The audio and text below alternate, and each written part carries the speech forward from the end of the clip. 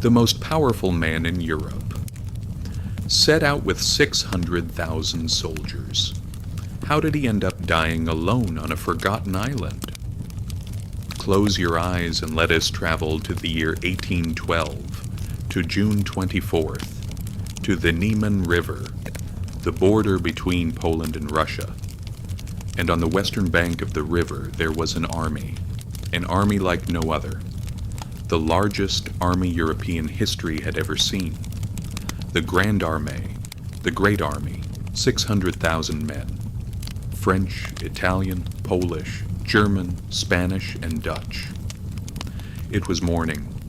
The sun had not yet risen, but its light was slowly spreading, and the smell of wet grass, the sweat of thousands of horses, leather harnesses, oil, metal, and gunpowder filled the air. The soldiers were waiting, impatient, excited, and perhaps afraid, because beyond the river lay Russia.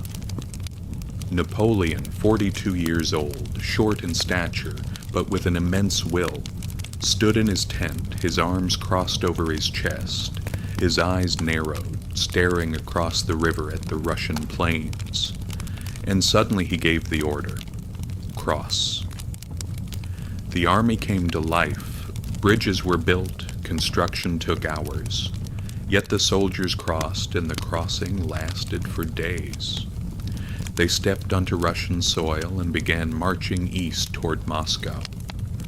The first days were easy. The roads were wide, villages were full, food was available.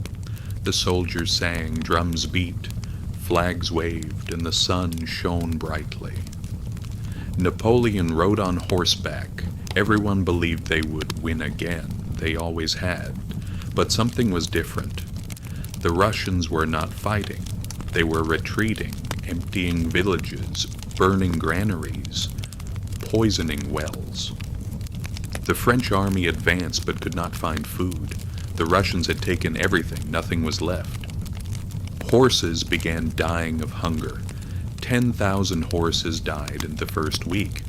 Then more followed, because the distance was enormous.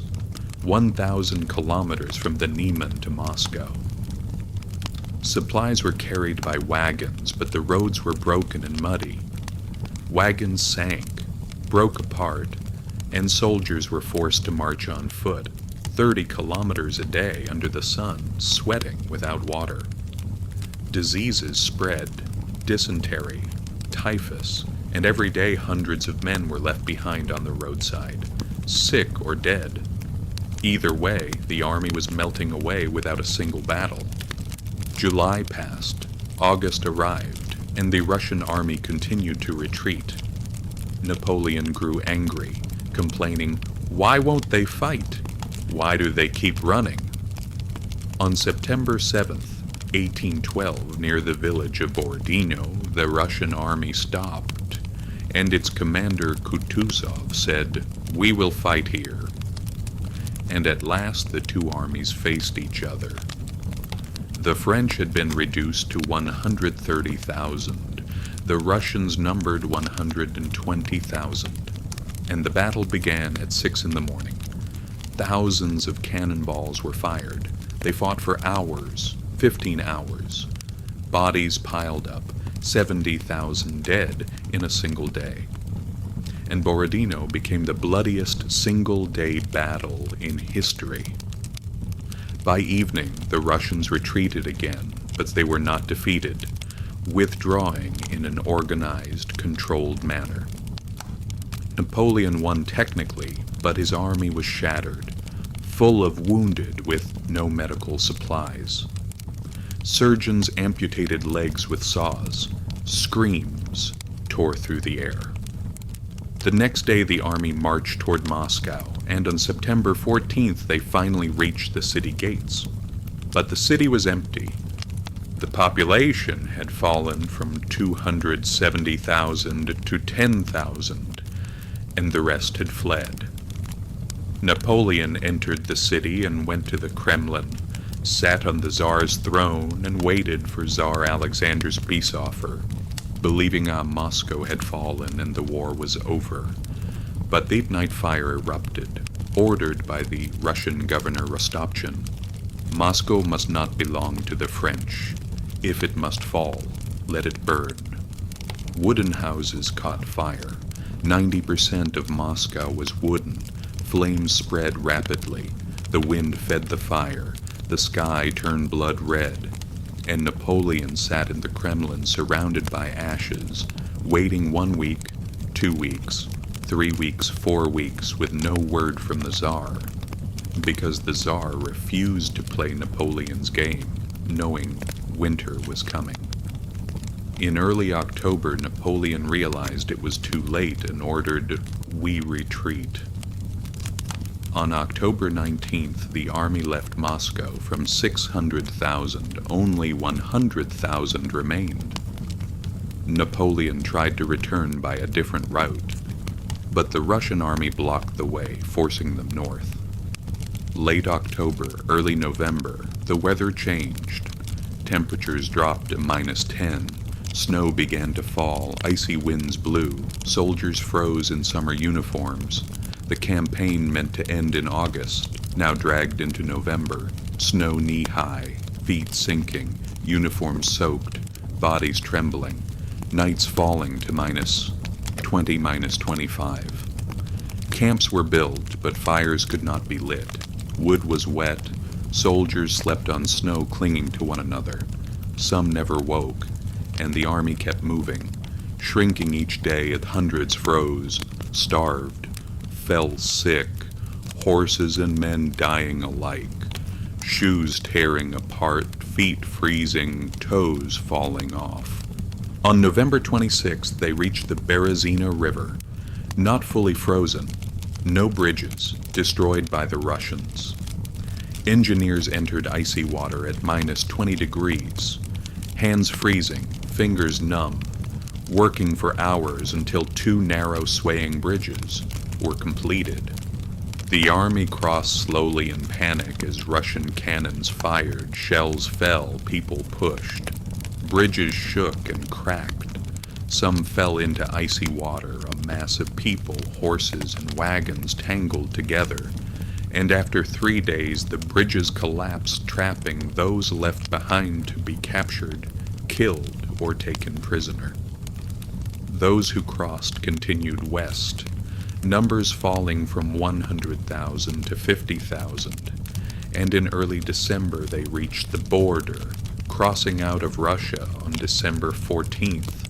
Looking back at white snow of 600,000 men, only 20,000 remained alive and able to walk, the rest frozen, sick, captured, or lost. The greatest military disaster in history. Napoleon had already left, abandoning the army in early December to return to Paris by sled amid rumors of conspiracies. On December 18th, he arrived in Paris, entered his palace, looked into the mirror, saw a tired man, 43 years old but looking 60, and knew the end had begun. In 1813, Europe rose up, Prussia, Austria, Sweden, forming the Sixth Coalition.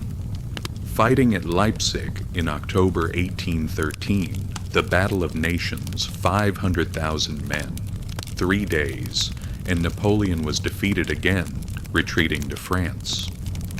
In 1814, the Allies entered Paris on March 31st. Napoleon abdicated on April 6th and was exiled to Elba, a small island off Italy, arriving May 4th, 1814. Given a modest palace, 1,000 guards, and the title Prince of Elba. He lived there 10 months, thinking and planning, escaped in February 1815 with 1,000 men, returned to France, soldiers joining him, King Louis XVIII fleeing, Napoleon reclaiming the throne on March 20th as the 100 Days began.